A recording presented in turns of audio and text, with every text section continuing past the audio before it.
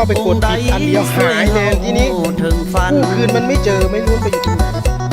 ขยันต่อไปหวังไว้ต้องมีสักวัน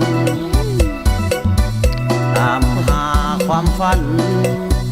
ทางผ่านชีวิตวุ่นวายน้อยใจแต่บ่ได้อ่อนแอผิวดำกำแลข่าวไปลึกๆโบเคสายตาผู้ใดมีหลายล้านคนที่ทนหยาดเหือแห้งกายสู้สุดหัวใจแล้วได้สบายวันหน้า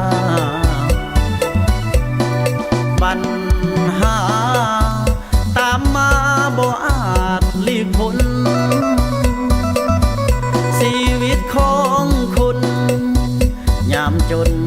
อดทนผ่านผ่าเมื่อยล้าบางครั้ง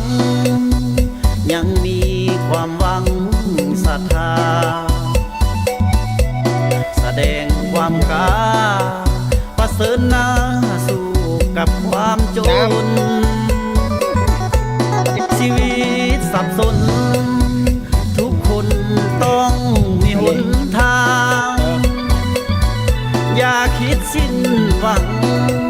จงเดินทางตามใจของตนพอเดินก้าวหน้าดีกว่าถอยหลังวงวนเวลาบอกเคยท้าคนจังให้เลิกสนคำเขานินทา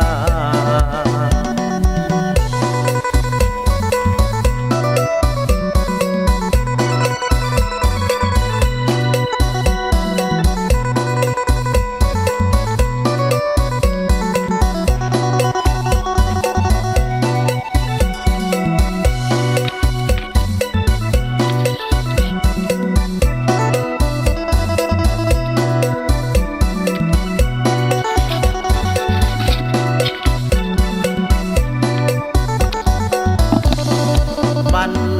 หาตามมาบ่อาจหลีกพ้นชีวิตของคนยามจนอดทนผ่านผ่าเมื่อยล้าบางครั้งยังมีความหวังศรัทธาแสดงความกล้าประเสริฐหน้าสู้กับความจนชีวิตสับสน